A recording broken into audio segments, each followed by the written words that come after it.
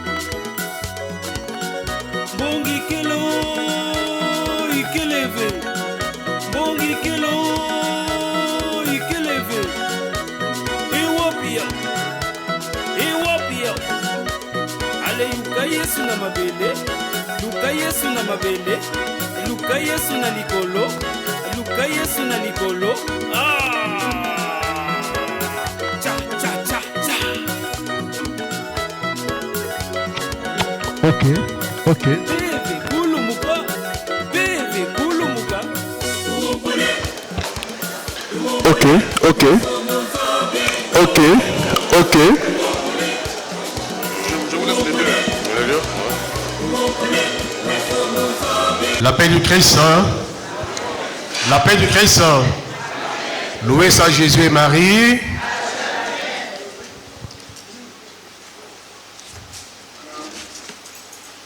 Excellence, Monseigneur Xavier Herena Corona, nonce apostolique au Congo et au Gabon.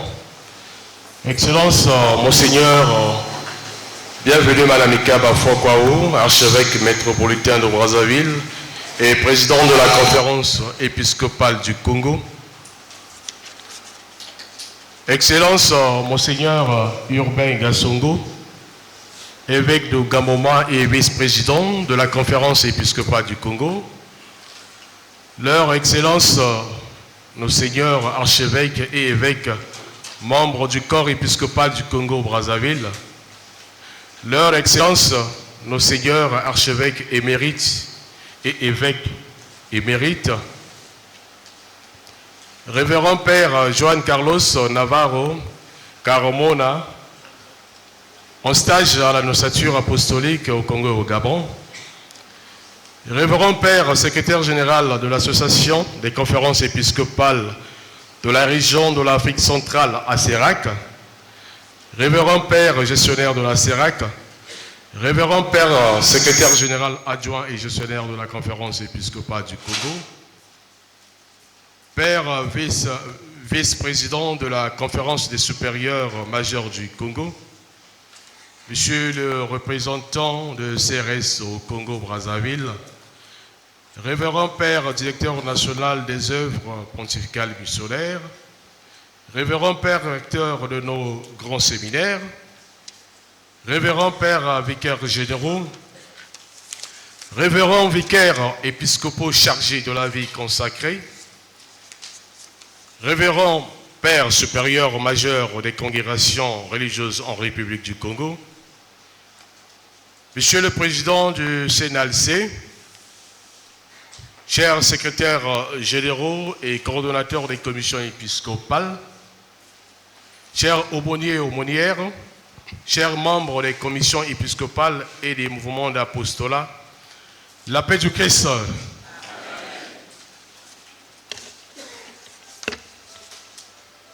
La 53e assemblée plénière qui s'ouvre aujourd'hui, c'est la deuxième rencontre annuelle de nos pères évêques avant leur retraite spirituelle de Liambou qui se tient généralement au mois de décembre. L'assemblée plénière a pour objectif de rassembler les évêques dans un esprit de communion, de fraternité et de collégialité. Canon 447. Ils discutent et méditent, mais ils traitent ensemble les préoccupations pastorales de l'intérêt national.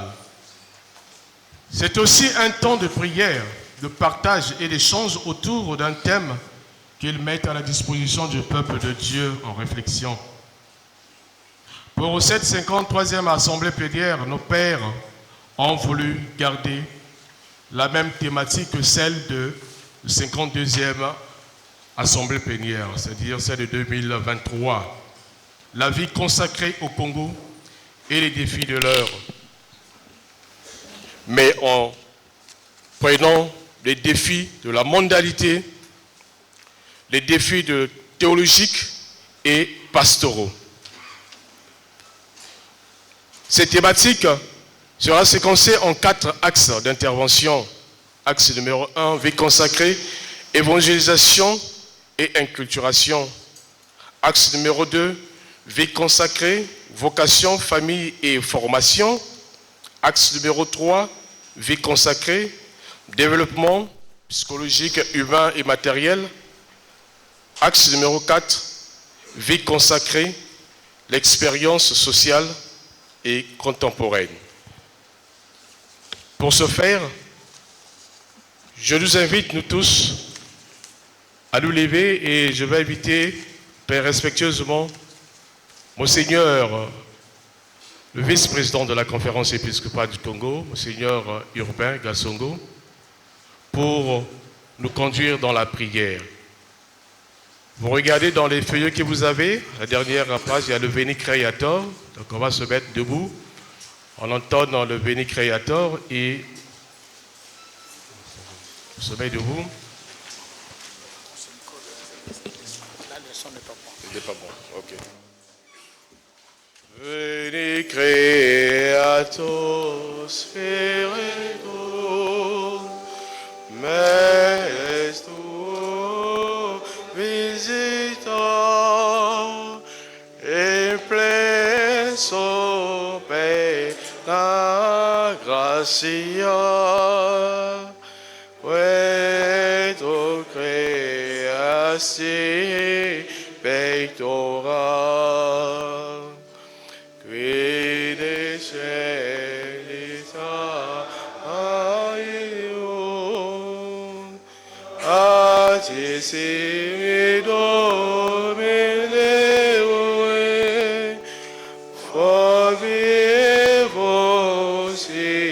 ignis caritas, Spiritali Euntium, Dos epoidomi munere, Desilu poterne detere, Dure poeo, Deo Patre, Semone edita gultoram, Ascendere sensibus, in fondo amor incorribus, il firma nostri corpore, veturi firmas perpetuum, austeria volevum, pace gregule ordinus, dote oresi debrium, detenus omnes nocium, et exiramus da Patrem, nos adamus Dei Filio, Deus Dei Spiritu, credamus omni tempore, Deo Patris gloria, et Filio qui polluem, surrexita apacito, in saecula saecula. Amen.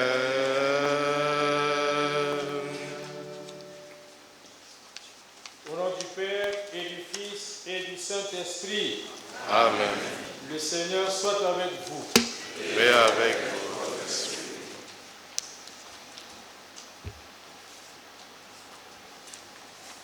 Lecture de la lettre de Saint Paul apôtre aux Romains, chapitre 12, versets 1 à 12.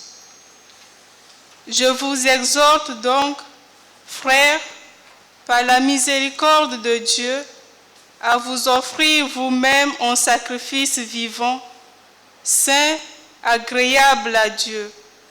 C'est là le culte spirituel que vous avez à rendre. Et ne vous modélez pas sur le monde présent, mais que le renouvellement de votre jugement vous transforme et vous fasse discerner quelle est la volonté de Dieu, ce qui est bon, ce qui lui plaît, ce qui est parfait. Au nom de la grâce qui m'a été donnée, je vous le dis à tous et à chacun, ne vous surestimez pas plus que vous ne vous estimez, mais gardez de vous une sage estime, chacun selon le degré de foi que Dieu lui a départi. Car, de même que notre corps en son unité possède plus d'un membre et que ces membres n'ont pas tous la même fonction, ainsi nous, à plusieurs, nous ne formons qu'un seul corps dans le Christ, étant chacun pour sa part les uns des autres, mais pourvus de dons différents selon la grâce qui nous a été donnée. Si c'est le don de prophétie, exerçons-le en proportion de notre foi. Si c'est le service, en servant, l'enseignement, en enseignant, l'exhortation, en exhortant. Que celui qui donne le fasse sans calcul, celui qui préside avec diligence, celui qui exerce la miséricorde en rayonnant de joie.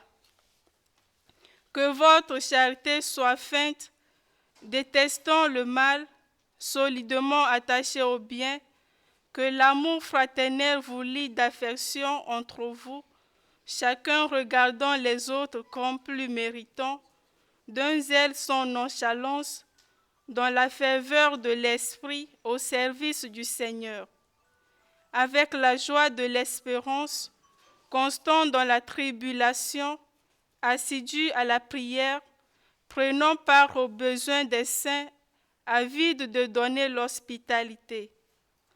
Bénissez ceux qui vous persécutent, bénissez, ne maudissez pas. Réjouissez-vous avec qui est dans la joie, pleurez avec qui pleure. Plein d'une égale complaisance pour tous, sans vous complaire dans l'orgueil, attirez plutôt ce qui est humble.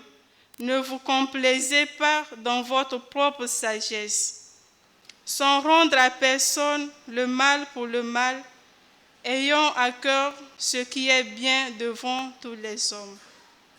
Parole du Seigneur.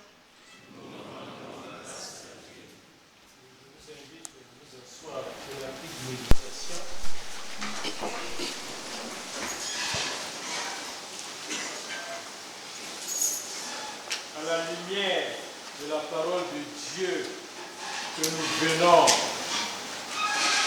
d'écouter, d'accueillir dans la foi, je n'ai pas voulu compliquer les choses.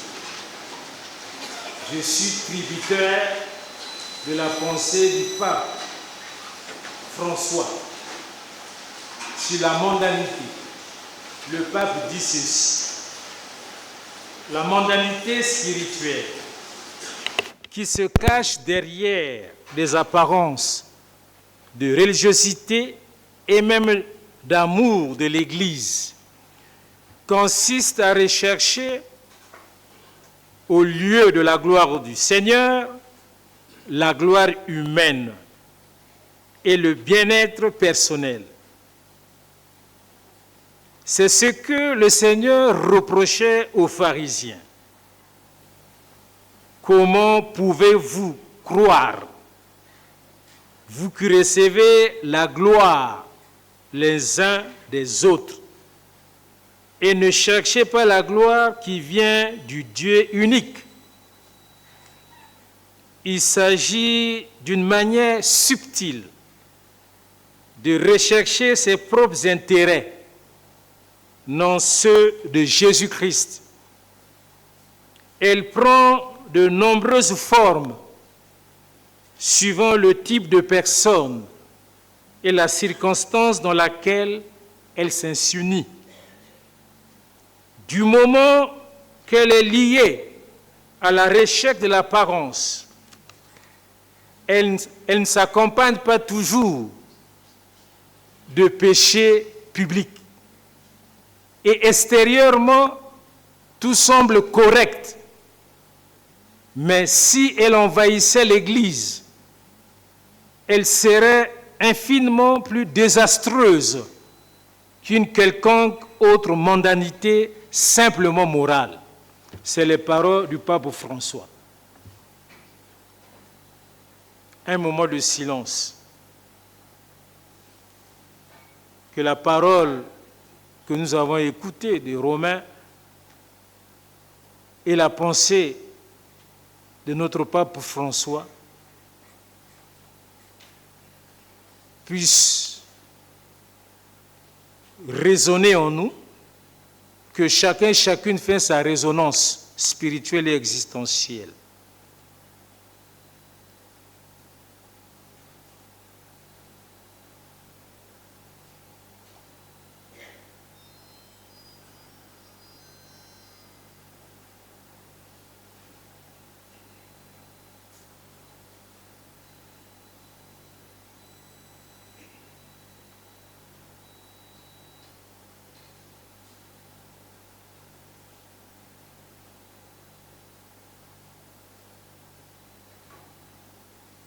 Seigneur Dieu,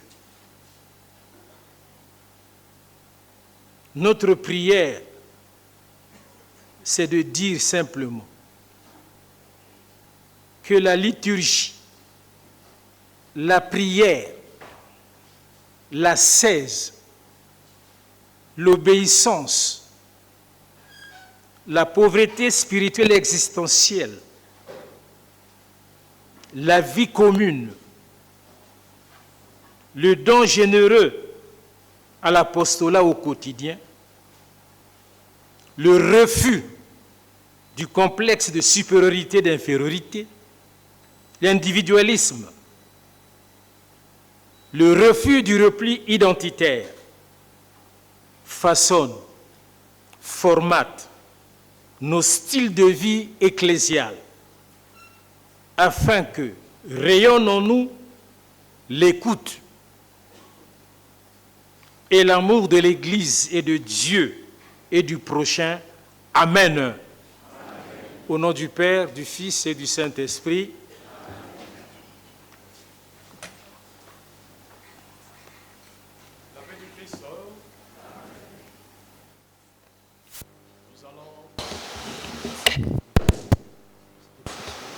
Nous allons continuer notre session d'ouverture. Avant de passer aux allocutions, permettez-nous de vous présenter au nom de Monseigneur, président de la commission de l'apostolat de laïque, le nouveau bureau élu, le CNALC. Le CNALC, c'est le Conseil national de l'apostolat de laïque catholique au Congo. Donc c'est le 24 mai 2024 dernier que Monseigneur Gélase Armel Kema, archevêque métropolitain de Ouando, administrateur diocésain de Ouesso et président de la commission épiscopale pour l'apostolat des laïcs, a signé le décret portant nomination des nouveaux membres de la commission. Donc je vais donc prier les membres de vouloir s'approcher devant, comme ça on va présenter au peuple de Dieu. Il avait été élu président de CNALC, M. Mwanga Joseph. Je vous prie, Papa Mwanga, mettez ici. Vice-président, Papa Kondombila Kibongi Fortuné Boris. Le secrétaire général, Papa Nyoni Henri. Et son adjoint, secrétaire général adjoint, Monsieur Nkouka Maker. Papa Nkouka Maker. Administratrice générale des biens, Maman Malanda Augustine. Et administratrice générale adjointe des biens, Maman Ikias Lydie Nathalie. Conseiller chargé de la liturgie, la spiritualité et la catéchèse, Mamba Kelamote Jean-Paul Ebe. Papa Mamba. Conseiller chargé des affaires économiques et de la solidarité, Papa Ngoma Massia Michel. Alors, voilà le nouveau bureau du Conseil national de l'apostolat du laïque catholique du Congo. Alors, très respectueusement, je vais pouvoir inviter le président du CNALC pour un mot de circonstance. Vous avez le micro ici, Papa Mwanga. Venez chez moi ici.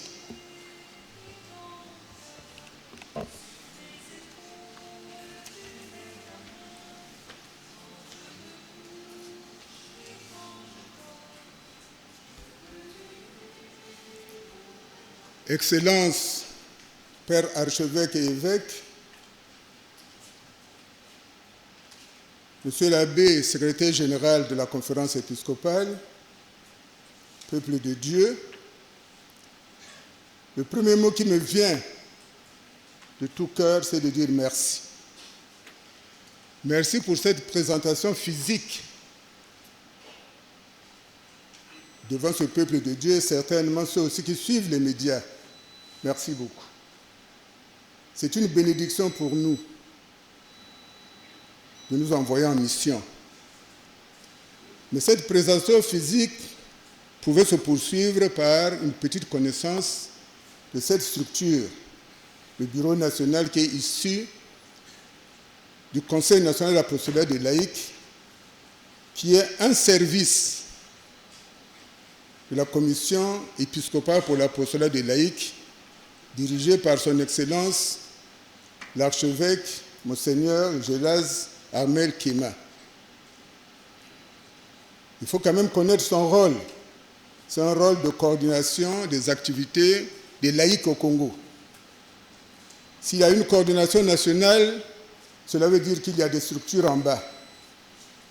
Nous devons bien les connaître, parce qu'apparemment, on ne semble pas bien les connaître. Nous commençons donc par la paroisse d'abord, le conseil pastoral paroissial, qui assure les activités du laïcat au niveau de la paroisse, avec les mouvements d'apostolat. S'ensuit le diocèse, avec les bureaux exécutifs des diocésains de l'apostolat des laïcs, avec les mouvements d'apostolat au niveau aussi des diocèses. Et de cette réunion des bureaux diocésains et des bureaux nationaux de mouvements d'apostolat sort le Conseil national de l'apostolat des laïcs, avec comme bureau les 8 qui sont élus. Le rôle premier donc, c'est d'assurer cette coordination des activités. Mais enfin, nous avons mis un autre rôle et nous voulons donc profiter de cette opportunité qui nous est donnée, particulièrement de faire un clin d'œil aux laïcs ici présents et peut-être aussi au clergé. C'est le rôle d'un point d'écoute. Nous vous invitons donc, quels que soient les problèmes, quelles que soient les situations, de vous rapprocher du Bureau national de l'apostolat des laïcs. Au lieu d'aller dans la rue, au lieu d'utiliser les réseaux sociaux, qui, si on n'y prend pas garde, peuvent perdre tant d'âmes que le sang du précieux sang de Jésus a sauvé. Voilà en peu de mots ce que je voulais bien dire ce jour. Une fois de plus, Père, merci. Merci pour cette confiance et nous vous assurons que nous ferons notre travail et nous voulons être effectivement cette expression vivante et visible de la synodalité dans notre Église. Merci. Merci, Papa Mwanga. Je vous remercie. Vous pouvez rejoindre la place. Ainsi, donc, avec cette présentation, nous allons donc entamer les moments des allocutions. Nous aurons donc 2 allocutions, 3. La première est celle du secrétaire général de la conférence. La deuxième sera celle de Monseigneur le nonce apostolique au Congo et au Gabon. Puis interviendra le mot d'ouverture, le mot de circonstance et d'ouverture de son Excellence le Président de la Conférence épiscopale du Congo. Sans plus tarder, je vais donc pouvoir accorder la parole à M. l'abbé, le secrétaire général de la Conférence épiscopale du Congo.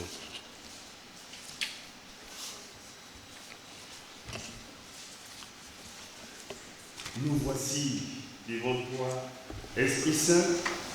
En ton nom, nous sommes réunis. Enseigne-nous vers quel but nous orienter. Montre-nous comment nous devons marcher ensemble. Excellence, Monseigneur Javier Herrera Corona, nonce apostolique au Congo et au Gabon. Monseigneur, bienvenue Mananika, parfois Kwaou, archevêque métropolitain de Brazzaville et président de la conférence épiscopale du Congo. Excellence Monseigneur Zoubenga Songo, évêque diocésain de Gamboma et vice-président de la conférence épiscopale du Congo. les excellences, nos seigneurs archevêques et évêques du corps épiscopal du Congo-Brazzaville, les excellences, nos seigneurs archevêques émérites et évêques émérites, révérend Père secrétaire général de l'Association des conférences de la région d'Afrique centrale, révérend Père gestionnaire de la CERAC, révérend Père secrétaire général adjoint et gestionnaire de la Conférence épiscopale du Congo, cher vice-président de la Conférence des supérieurs majeurs du Congo, monsieur le représentant résident du CRS Congo-Brazzaville, révérend abbé Juan Carlos Navarro Carmona, en stage à l'Annonciature apostolique au Congo, révérend Père directeur national des œuvres pontificales et missionnaires, révérend Père recteur de nos grands séminaires, révérend Père vicaire généraux, révérend Père vicaire épiscopaux chargés de la vie consacrée, chers supérieurs majeurs des congrégations religieuses du Congo, monsieur le président du CNALC, chers secrétaires et coordonnateurs des commissions épiscopales, chers aumôniers et aumônières, chers membres des commissions épiscopales et des mouvements nationaux d'apostolat, mesdames et messieurs, distingués invités.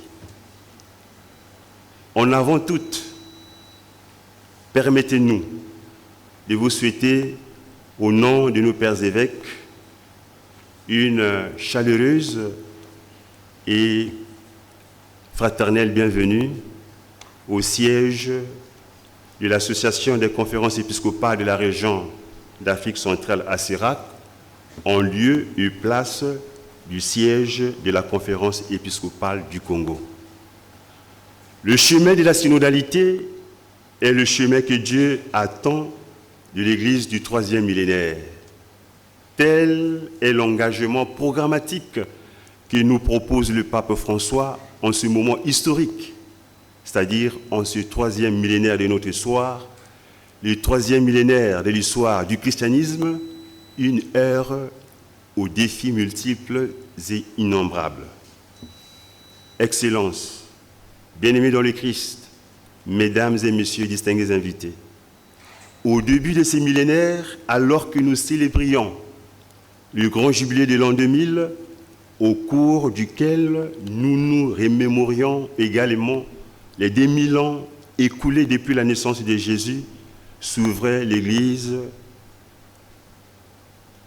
pour l'Église une nouvelle étape de son chemin. Le Saint-Pape Jean-Paul II, dans sa lettre apostolique Novo Millenium Ineunt, au numéro 1, nous y introduisait l'Église et toute l'humanité en faisant résonner à nouveau ces paroles de l'Évangile de Saint Luc. Duc in altum. Luc 5, 4.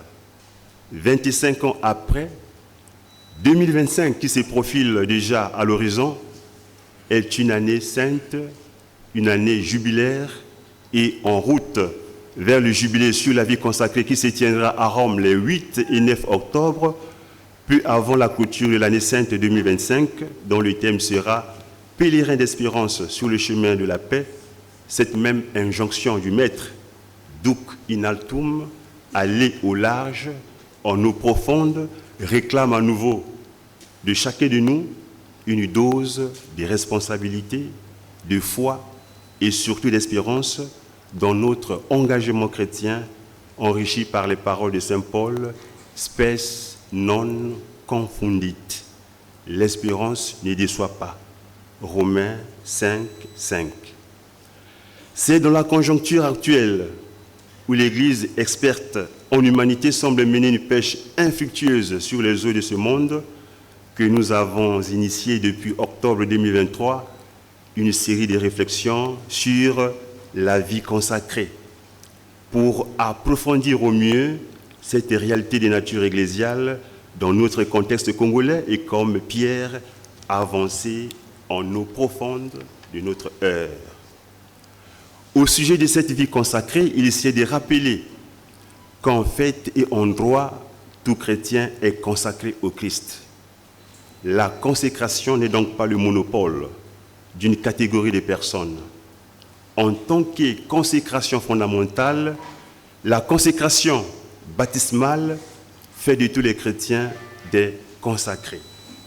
1 Pierre 2, les versets 9 à 10. Selon le Concile Vatican II, les baptisés, nous citons, sont consacrés pour être une demeure spirituelle et un sacerdoce saint, pour offrir par toutes les activités du chrétien autant de sacrifices spirituels et proclamer les merveilles de celui qui des ténèbres les appelait à son admirable lumière.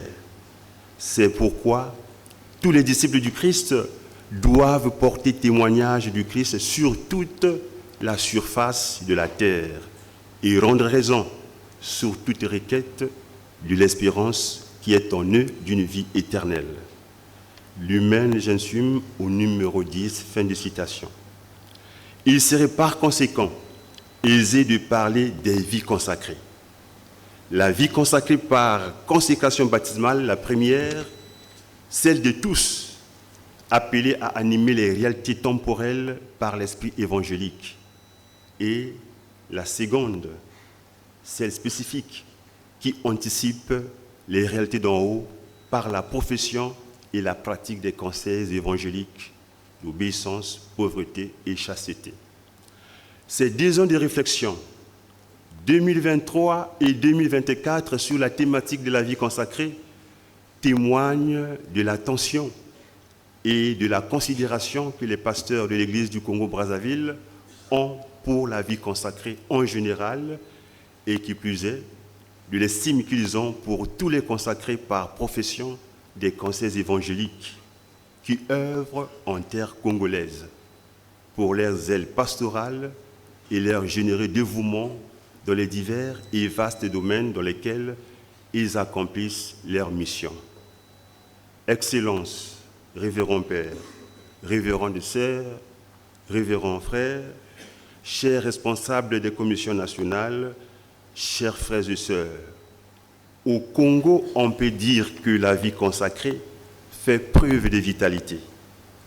Quoiqu'ayant des minimes ressources pour rayonner dans la société congolaise, elle a aussi des innombrables défis à relever.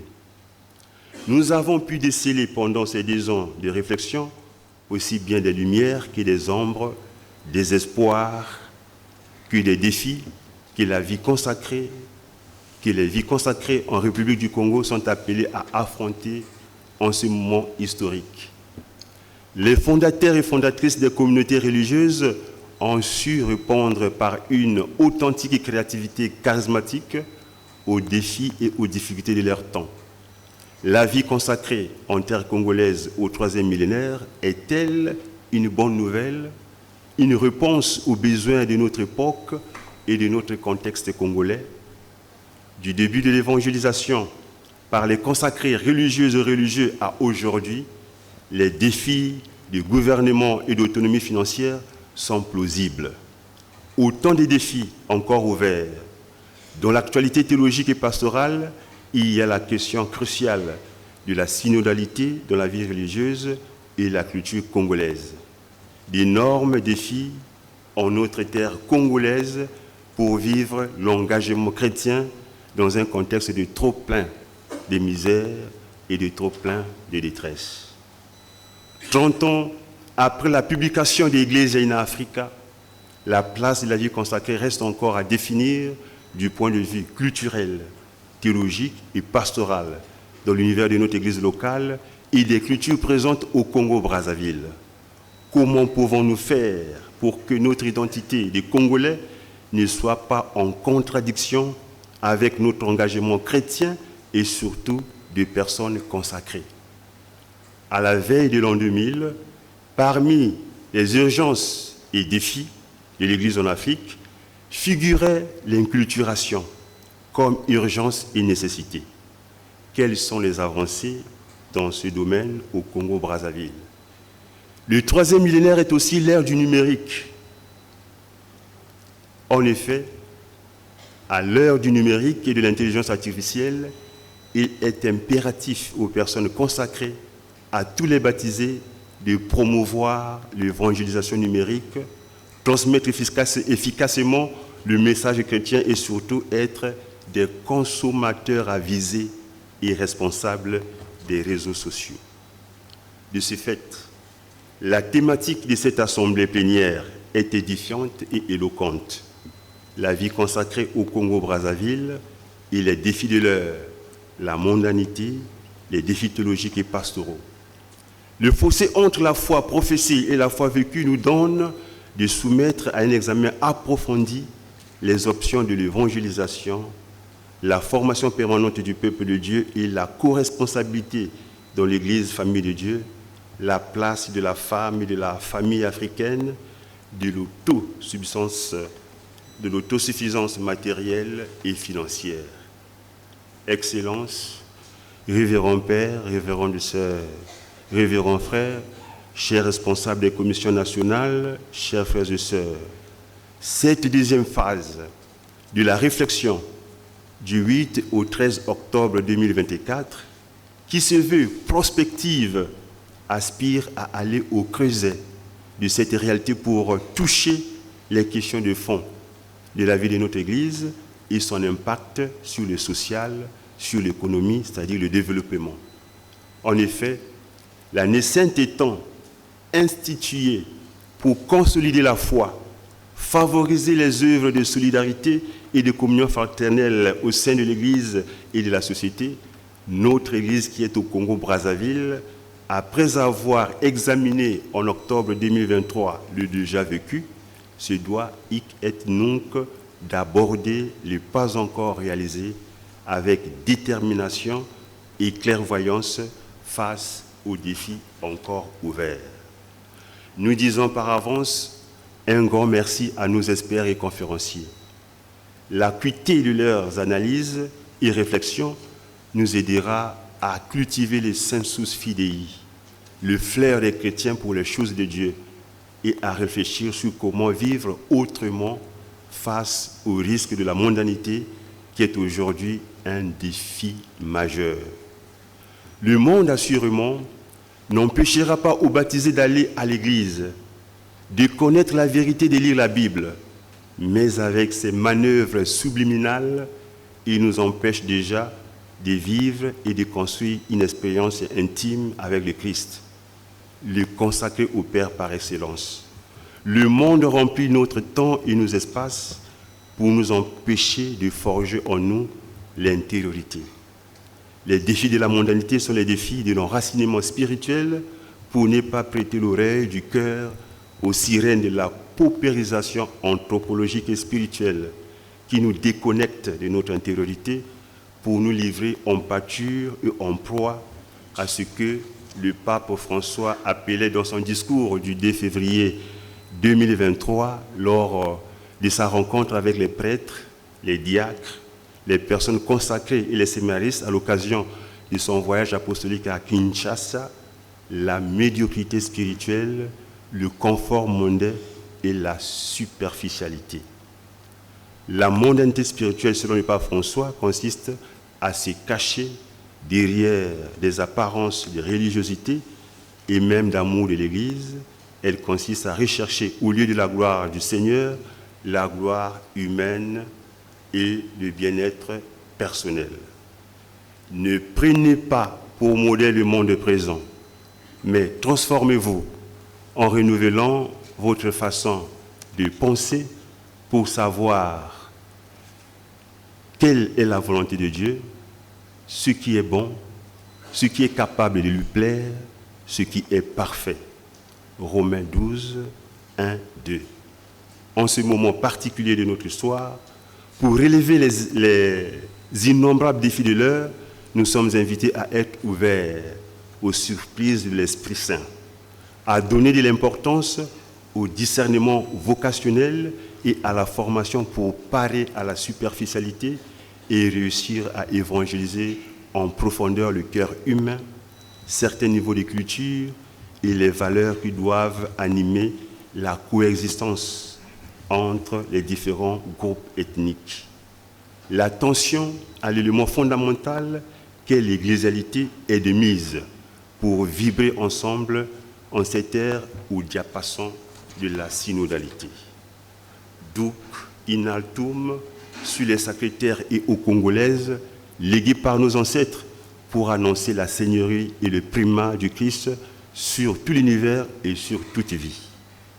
Puissons-nous, par l'intercession de la bienheureuse Vierge Marie, construire ensemble le chemin synodal où tous se sont reconnus comme ayant une égale dignité d'enfants de Dieu, construire le processus de décision avec l'aide de l'Esprit Saint, construire la communion, créer des espaces de rencontres et de projets partagés. Je vous remercie.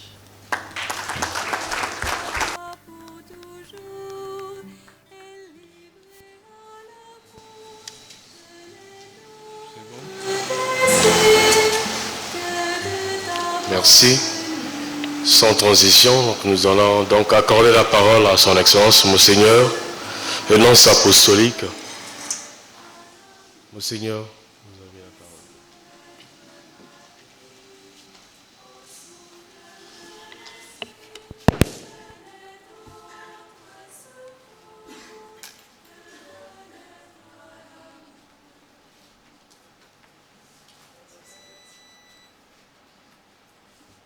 Merci. Cher archevêque et évêque du Congo, chère Excellence, les archevêques et évêques émérites du Congo, je suis très heureux de vous garder cet après-midi ici avec nous. Et intéressant de garder que presque le même numéro d'évêques ordinaires et le même numéro d'évêques émérites du Congo. Merci pour votre présence et votre sagesse partagée par l'Église du Congo. Messieurs les vicaires généraux, chers supérieurs, majeurs, religieux et religieuses, chers prêtres, chers frères et sœurs en Christ. Comme chaque année, nous nous retrouvons par ces moments importants de la vie du pèlerinage de l'Église catholique dans notre chère République du Congo. Le mois d'octobre marque le début de l'année pastorale pour toutes les juridictions diocésaines. Et c'est pour cette raison que la Conférence épiscopale congolaise, fidèle à son mandat d'être des bergers et des veilleurs de la foi, cherche à offrir à tous les lignes directrices qui doivent être les socles pour lesquels orienter nos programmes pastoraux, aussi bien pour la pastorale diocésaine que pour les différents agents, y compris les instituts religieux de droit pontifical comme de droit diocésain. Avant de commencer ma réflexion sur le thème de la 53e Assemblée plénière, je voudrais commencer par exprimer notre solidarité fraternelle dans la foi envers son Excellence Monseigneur Urbain Gasongo, qui a perdu récemment son père bien-aimé. Cher Monseigneur Urbain, je vous présente mes sincères condoléances en mon nom et au nom de tout le personnel de l'Annonciature apostolique. Et vous assure ainsi qu'à votre famille de notre proximité dans la prière pour le repos éternel de votre Père. Le jubilé 2025, pèlerin de l'espérance. Comme le monde entier le sait, le Saint-Père, par la bulle Spes non confundit, a proclamé une année jubilaire de la rédemption qui commencera par l'ouverture de la porte sainte à la basilique de Saint-Pierre du Vatican le 24 décembre 2024 et se terminera le 6 janvier 2026. En proclamant l'année jubilaire à venir, le pape a annoncé « Sautez-nous par cette longue tradition et avec la certitude que cette année jubilaire sera une expérience intense de grâce et d'espérance pour toute l'Église. Le pape invoque comme un don du jubilé 2025 pour un monde marqué par l'éblouissement des armes, la mort, la destruction, l'haine du prochain, la faim, la dette écologique et le faible taux de natalité. L'espérance est le baume que François veut répandre sur les blessures d'une humanité qui, inconsciente des tragédies du passé, est soumise à une nouvelle et difficile épreuve. Le jubilé de l'année 2025 est centré sur l'expérience chrétienne, au milieu des incertitudes actuelles et des conflits culturels, mondiaux, régionaux et nationaux. Nous avons toujours besoin d'être confirmés dans l'espérance de cette année jubilaire et l'occasion pour nous de renouveler notre confiance dans la foi que le Seigneur ne nous abandonnerait jamais. L'espérance chrétienne, en effet, ne trompe ni déçoit, parce qu'elle est fondée sur la certitude que rien ni personne ne pourra jamais nous séparer de l'amour divin. Le souhait de Pape François est que pour tous, en particulier pour les plus découragés qui regardent l'avenir avec scepticisme et pessimisme, l'année 100 soit l'occasion de raviver l'espérance et la vertu de la patience, aujourd'hui dérobée par la précipitation. Les évêques du Congo s'y préparent, sans doute, à motiver les communautés diocésaines à organiser des pèlerinages diocésains et nationaux à l'occasion du jubilé. Pour ceux qui souhaitent se rendre en pèlerinage à Rome, nous vous informons que des accords entre la Saint-Siège et les autorités italiennes sont en cours pour tenter de faciliter l'obtention des visas nécessaires. Le bureau diocésain et la coordination nationale de la conférence religieuse communiqueront dans les prochains jours les procédures à suivre pour les pèlerins congolais qui souhaiteront se rendre à Rome. Et cette information sera disponible à partir du prochain lundi. La vie consacrée au Congo est le défi de l'ère. En ma qualité de nonce apostolique, je suis heureux de constater que les évêques du Congo, avec les supérieurs majeurs des différents instituts religieux, réfléchiront sur l'importance de la vocation à la vie religieuse et sur les défis que le monde d'aujourd'hui représente pour les personnes consacrées.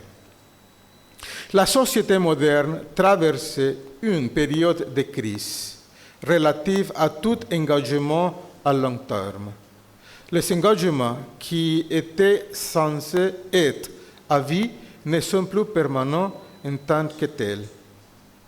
Le pape François qualifiait cette manière de concevoir les situations de provisoire, de superficielles, car dépourvues de toute profondeur et de stabilité. La vie consacrée est malheureusement touchée par cette crise sociétale alors qu'elle est appelée à promouvoir la fidélité à Dieu et au prochain au milieu des changements d'opinion. Nous, consacrés, devons combattre cette culture de superficialité. La soif de développement personnel conduit parfois à agir uniquement pour les ambitions et les désirs personnels. Nous pouvons être si facilement pris par ce qui est à la mode et tomber dans une attitude consumériste. L'épanouissement personnel devient plus important que l'objectif commun à atteindre dans notre participation à la mission de Dieu. De cette manière, la personne n'est plus consacrée à Dieu, mais à elle-même. Cela affecte la qualité du témoignage et le courage de parler au nom de Dieu, soit pour montrer la voie à suivre, soit pour dénoncer ce qui va à l'encontre de l'Évangile. C'est ce que le pape François appelait la mondanité ou l'esprit mondain. Il faut l'anéantir de la vie religieuse. J'espère que les réflexions de ces jours pourront aider chacun à redécouvrir la grande valeur de la vie religieuse et surtout à comprendre que la vie communautaire est une grande valeur pour surmonter l'esprit de superficialité et de mondanité dans la vie religieuse. Mission de l'Église dans le monde d'aujourd'hui. Notre pays, comme le monde entier, traversait des temps difficiles, que ce soit à cause des conflits sociaux, de la guerre, de la crise économique et de la crise des valeurs qui risquent de nous faire entrer dans un cercle et dans une culture de mort.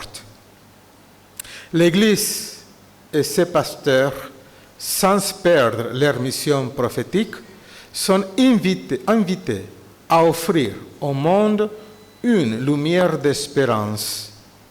Le Seigneur ne nous abandonnera jamais. Il sera toujours à notre côté pour construire une société solidaire qui recherche la justice, l'unité et la paix. Prions pour que l'Église catholique au Congo soit une lumière et un instrument de paix pour notre société qui en a tant besoin. Je vous remercie et je vous invite à prier pour le pape François et pour les synodes des évêques qui se déroulent maintenant à Rome. Je vous remercie.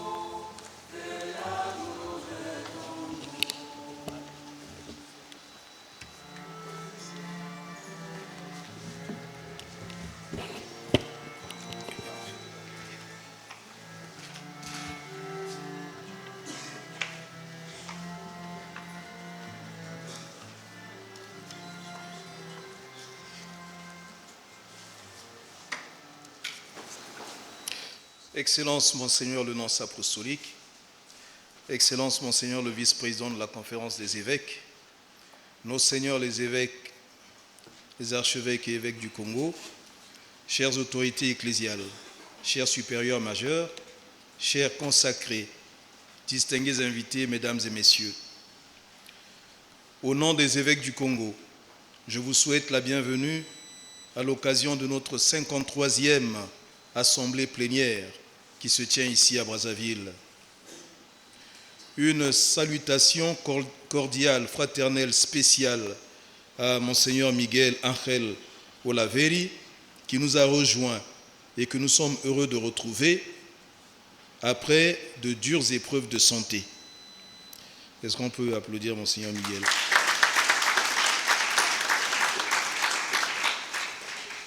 Notre proximité, comme le disait déjà le nonce apostolique, notre proximité à Monseigneur Urbain, qui vit également une dure épreuve par rapport au départ de papa.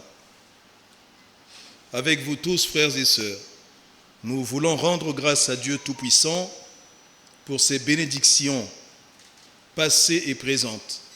Bénédictions reçues avec la présence des missionnaires qui ont donné leur vie pour l'évangélisation du Congo. Depuis l'an dernier, et en vue du jubilé de la vie consacrée, sous le thème « Pèlerin de l'espérance », la Conférence des évêques du Congo a décidé d'approfondir les relations mutuelles avec les congrégations et surtout d'en discerner le futur, le chemin futur à entreprendre ensemble pour le bien de l'Église catholique qui est au Congo. Voilà pourquoi, pour la deuxième fois consécutive, les évêques se penchent sur la vie consacrée. Excellences, distingués invités, dans l'Église, la vie consacrée est perçue comme un don précieux et nécessaire pour le présent et pour l'avenir du peuple de Dieu, parce qu'elle appartient de manière intime à sa vie, à sa sainteté et à sa mission. Par leur consécration et par le don total d'elles-mêmes, les personnes consacrées sont un signe non seulement pour les baptisés, mais aussi pour l'humanité, leur rappelant l'unique vocation à la sainteté, se manifestant à travers la marche vers le royaume, exprimée dans la charité inventive, active et concrète, soutenue par la prière. En effet, depuis toujours, des hommes et des femmes, dociles à l'appel du Père et au murmure de l'Esprit, choisissent librement la voie d'une sequela Christi, d'une suite du Christ particulière, pour se donner au Seigneur avec un cœur sans partage. Ainsi, il est manifeste que la nature eschatologique et l'authenticité évangélique de l'Église se travaillent de l'intérieur au renouvellement de la société. Dans ce sens, il est juste de reconnaître que la vie consacrée est une chance pour l'Église famille de Dieu qui chemine au Congo.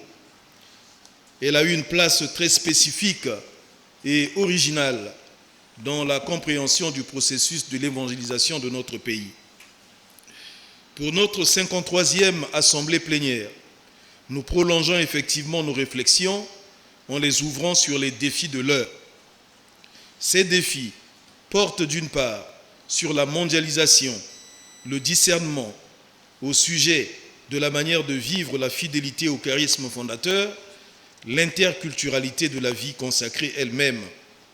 D'autre part, elle concerne la collaboration au cœur de la mission, collaboration avec le diocèse d'accueil et le projet pastoral de l'autorité ecclésiastique compétente, projet entendu comme insertion ecclésiale ou l'engagement dans les églises particulières, l'autonomie financière et la formation des jeunes générations.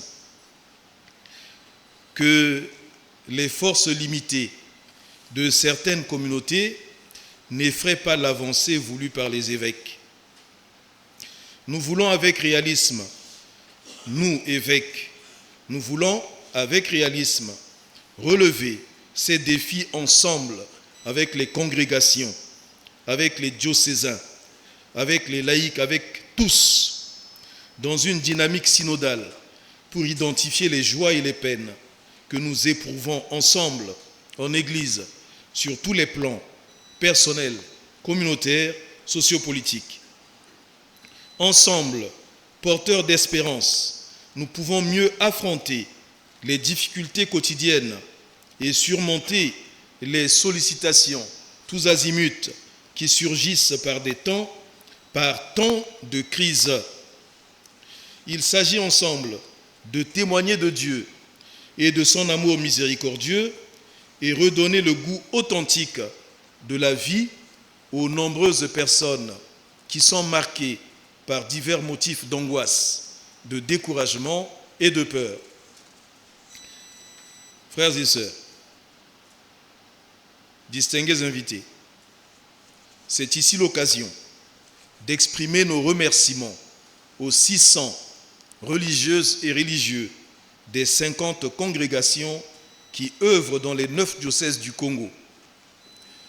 Un certain nombre de congrégations se trouvent dans les coins les plus austères où ces congrégations, disais-je, travaillent pour le peuple de Dieu sans distinction d'appartenance. Oui, plusieurs de nos sœurs et frères éduquent, enseignent, soignent, accompagne par un engagement direct et discret. Pourtant, nous devons faire mieux dans ce monde qui bouge et change.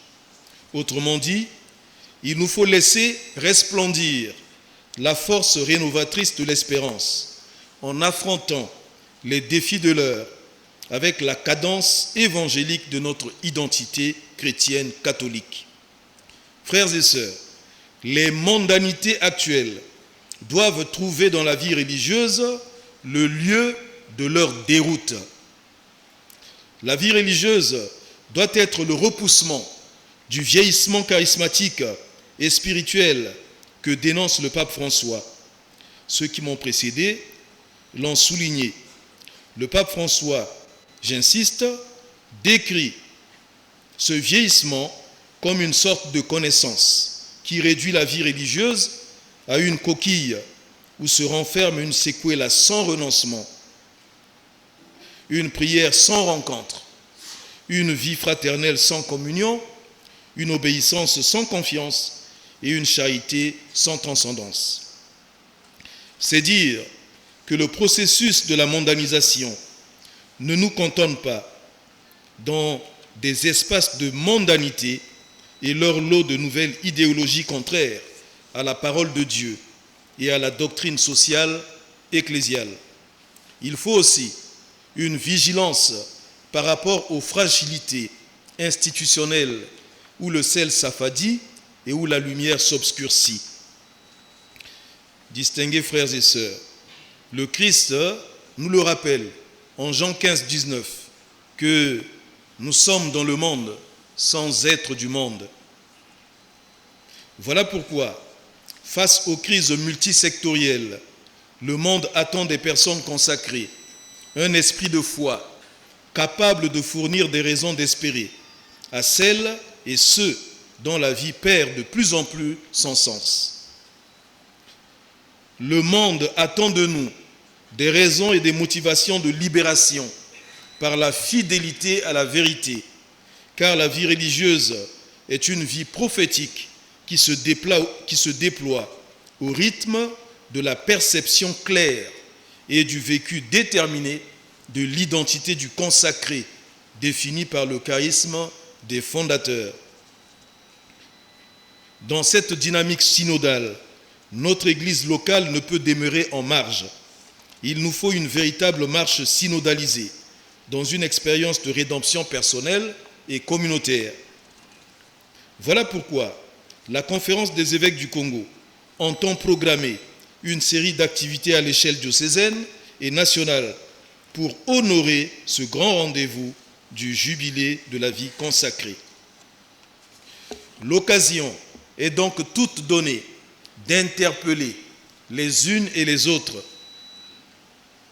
qui ne marchent pas en symbiose avec la hiérarchie compétente de leur diocèse d'accueil. Je me permettrai et je me limiterai ici au cas des écoles en général et surtout les écoles tenues par les congrégations masculines en particulier. Il ne s'agit pas ici des états généraux de nos écoles, mais j'aimerais donner un exemple de cette collaboration dans les diocèses. Si hier, frères et sœurs, nous pensions qu'il y a moins de préoccupations par rapport aux écoles congréganistes, aujourd'hui, surtout à Brazzaville malheureusement, il y a eu une forte concentration de ces écoles, celles tenues par les congrégations religieuses masculines, qui deviennent une sorte d'épouvante, un effroi. Ce n'est pas la présence des congrégations ou des écoles qui devient une épouvante, mais c'est le travail mal fait des écoles tenues par les congrégations religieuses masculines. Et je répète, qui deviennent une épouvante. Au titre de cette année écoulée, l'assistance de redressement qu'apporte la CEDUC a été apparemment boycottée par la Conférence des supérieurs majeurs. 3 congrégations ont répondu favorablement. Les évêques attirent l'attention des responsables, à quelque niveau que ce soit, d'éviter le bicéphalisme qui veut subtilement s'implanter à la tête de la gestion des écoles. Manquer du respect à la CEDUC, c'est simplement réfuter les directives des évêques qui sont les garants et les décideurs de tout ce qui touche à la pastorale et à l'éducation dans les diocèses. Il est donc demandé impérativement à toutes les tentatives d'errement éducatif de venir à récipicence et de rejoindre la vision de la conférence des évêques prononcée manifestement à la CEDUC, par la CEDUC. Autre exemple patent, en application des recommandations de l'Office international de l'enseignement catholique, l'OIEC, de l'OIEC Afrique, de l'OIEC Afrique centrale et du Conseil national de l'école catholique sur la digitalisation et la numérisation du système de fonctionnement de l'école catholique au Congo, la CEDUC a financé une formation sur le module supracité. Celle-ci n'a pas connu une participation massive. La CEDUC, c'est l'œil de la conférence des évêques concernant l'école catholique. Alors que, sous peu, la CEDUC devra rendre compte. Donc la conférence des évêques devra rendre compte. À ce niveau, il y a eu une certaine ignorance des responsables qui affichent de la résistance et qui continuent à gérer des écoles de façon archaïque. Cette ère-là est révolue, mes frères et sœurs. Dans l'ensemble, ces poches de résistance ont une gestion opaque, approximative et commettent donc des abus sans limite. À titre illustratif, je cite les licenciements abusifs, les mises en retraite des agents sans préavis, la confusion dans l'exécution des contrats de travail à durée déterminée ou indéterminée, les clauses des gestions des écoles liées par des placements, le non-paiement des frais de fonctionnement des institutions en charge de la gestion des écoles, les procès intempestifs au tribunal de travail, la prise des décisions unilatérales. Tout cela est un contre-témoignage de notre Église à travers ces mégestions de ses responsables dans les écoles. La conférence des évêques du Congo dit non à cette déviation. La conférence des évêques rappelle que l'établissement scolaire n'est pas une unité indépendante de l'Église locale. Il participe de la communauté chrétienne diocésaine comme toutes les autres institutions qui se trouvent dans un diocèse. Voilà pourquoi les activités organisées au sein de l'établissement doivent absolument garder le lien étroit avec les institutions d'église en charge de la gestion des écoles catholiques. L'évêque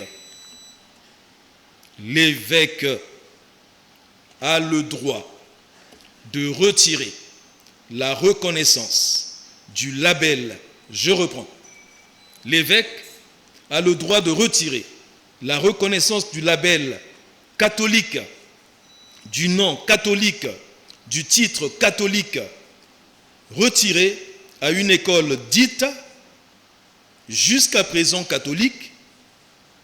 L'évêque a le droit aussi de lui interdire le droit d'exercer dans sa circonscription lorsque cette école ne collabore pas avec les normes diocésaines ou encore mieux avec les normes de la conférence des évêques.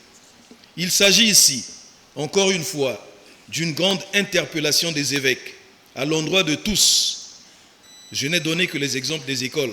On peut pousser plus loin, mais faute de temps, nous pourrons approfondir lors des assises, des travaux qui vont suivre. Je disais encore une fois, il s'agit d'une grande interpellation des évêques à l'endroit de tous et pour que la marche synodale ne soit pas un vain mot. Que cette marche prenne réellement corps à travers l'harmonie des membres du corps du Christ, dont évidemment le Christ Jésus est la tête. La présence de la CEDUC sera désormais renforcée, les conventions revisitées et remises à jour à partir des documents du magistère. L'objectif est de sortir des méandres des errements non catholiques pour retrouver la dynamique voulue par l'Église du Christ sous l'épiscopat ou la vigilance de la conférence des évêques, en collaboration, en dialogue avec les supérieurs majeurs, avec les congrégations, toujours dans la droiture de la vision de l'Église. Sur ce, distingués invités, chers excellences, frères et sœurs, sur ce temps d'interpellation, en souhaitant de fructueuses assises à tous, je déclare ouverte la 53e plénière de la Conférence épiscopale du Congo. Je vous remercie.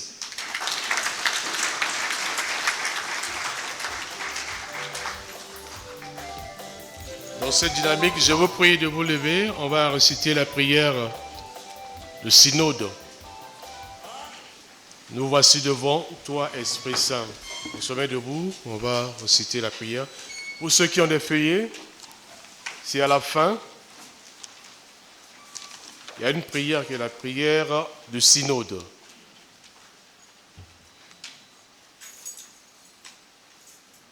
Nous allons tous ensemble. Nous voici devant toi, Esprit Saint. Entendant, nous sommes réunis.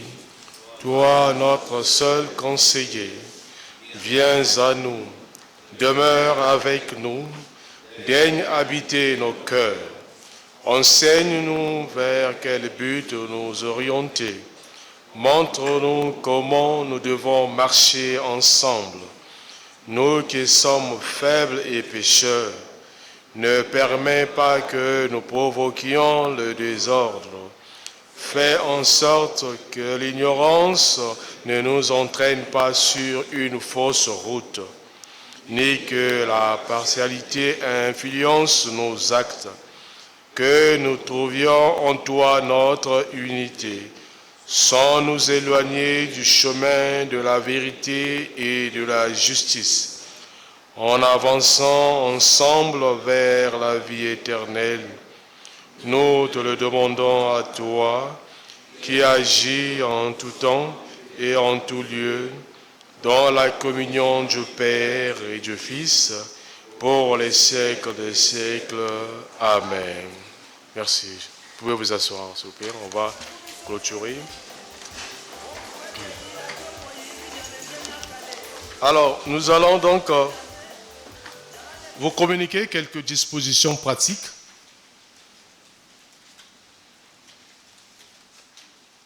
L'Assemblée est ouverte par le président, c'est fait.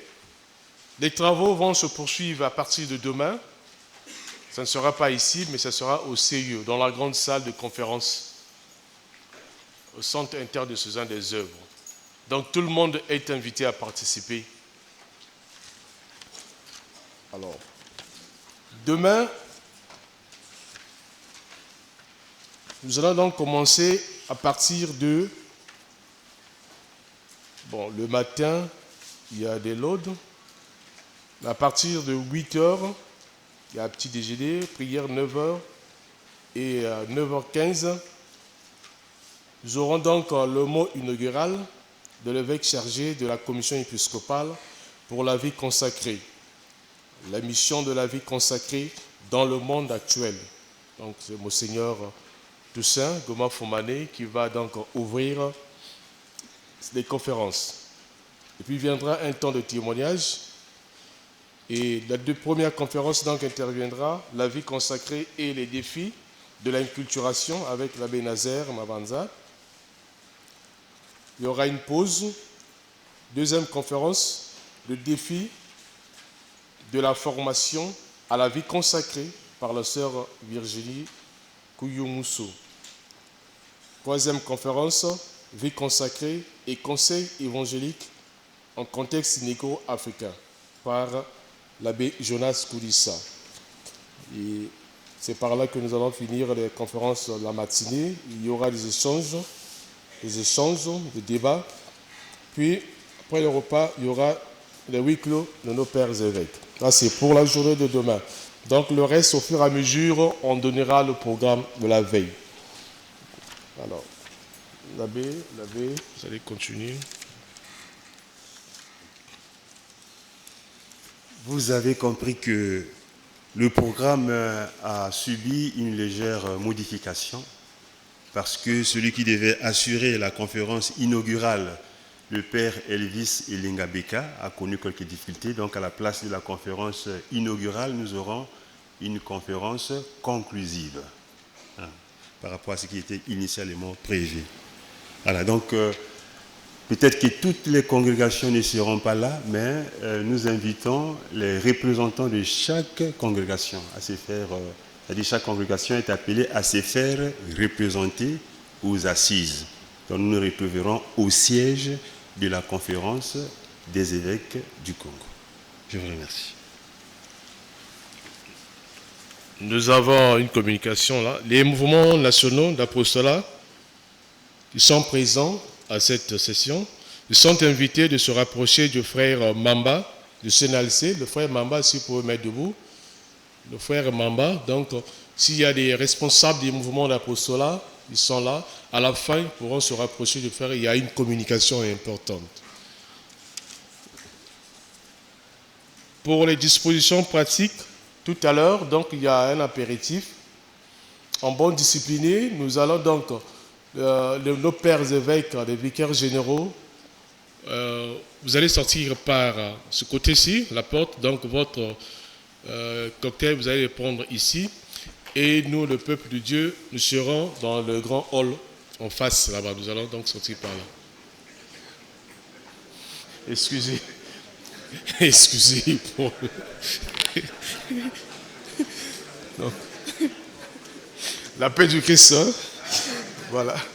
Donc, soyons disciplinés. N'oublions pas aussi, il y a la photo de famille.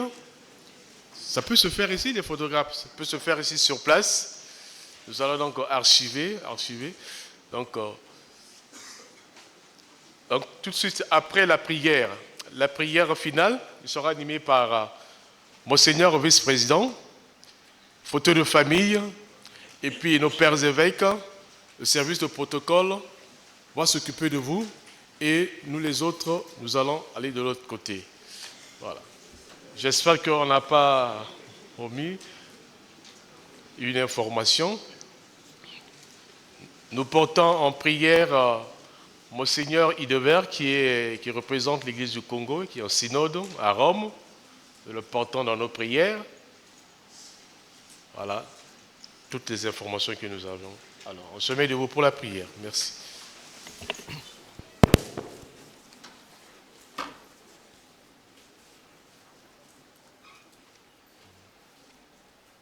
Alors, ce que nous allons faire, nous avons écouté beaucoup de choses. Nous étions dans la vérité. Je propose que nous allons vers chez la Vierge Marie. Parce qu'elle va nous accompagner avec sa tendresse. Je vous salue Marie, pleine de grâce. Le Seigneur est avec vous. Vous êtes bénie entre toutes les femmes. Et Jésus, le fruit de vos entrailles, est béni. Sainte Marie, Mère de Dieu, priez pour nous pauvres pécheurs, maintenant et à l'heure de notre mort. Amen. Les évêques, nous allons bénir notre assemblée, nous-mêmes aussi. Le Seigneur soit avec vous. Et que Dieu Tout-Puissant nous bénisse, le Père et le Fils et le Saint-Esprit. Demeurons dans la paix du Christ. Merci.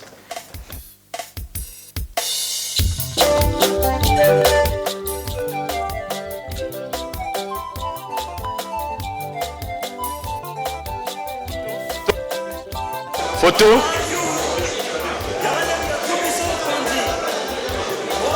Nos seigneurs, des photos. Pour les photos, les représentants. Ok.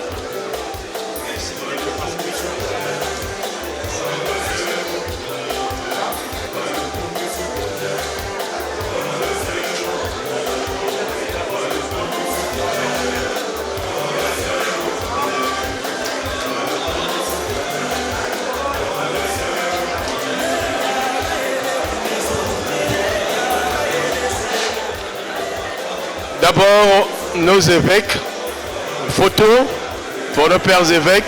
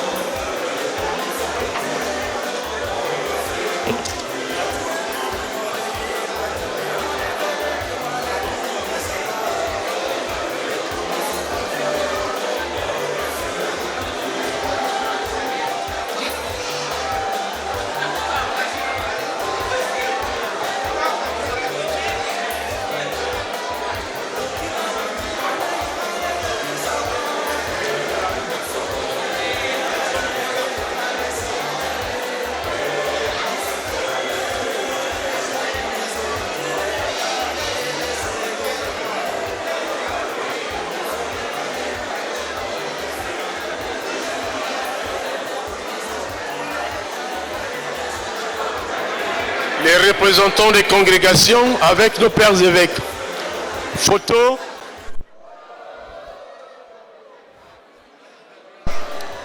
Les représentants. Les supérieurs majeurs. Les supérieurs majeurs, s'il vous plaît, des photos avec nos pères évêques. Des supérieurs majeurs.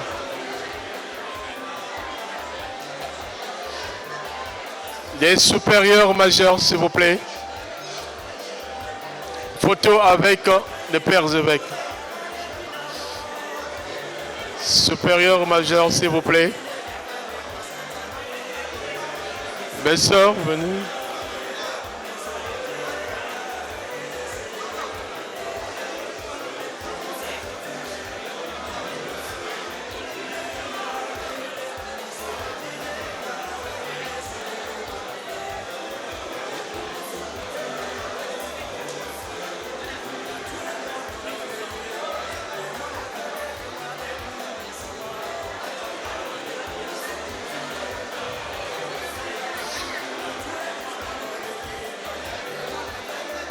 Voilà, merci. Maintenant, avec tout le monde, les responsables du CNLC. Les responsables du CNLC, avec les pères invités. Les vicaires généraux, photo avec nos pères évêques. Le CNLC.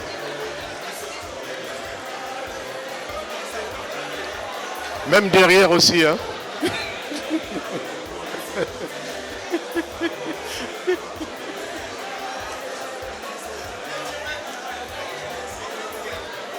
Vicaires généraux, s'il vous plaît, venez ensemble avec le CNLC.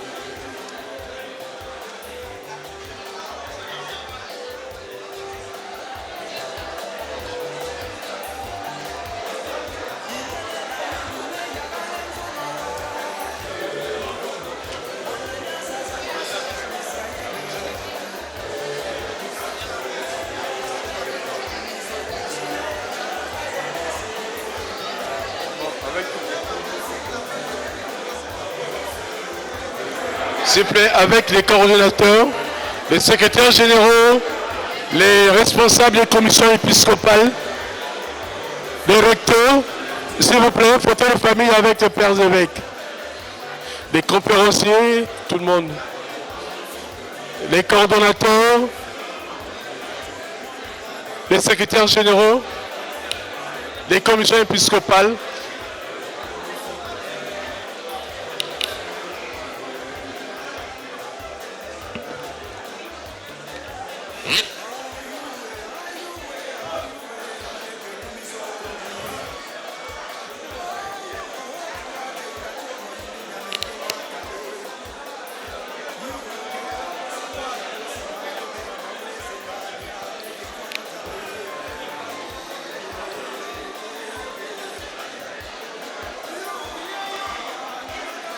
Merci.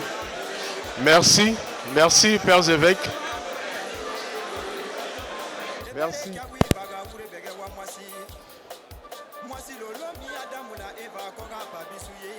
Les évêques, c'est par ici, s'il vous plaît. Les vicaires généraux, le directeur des OPEM, vous êtes de ce côté-ci.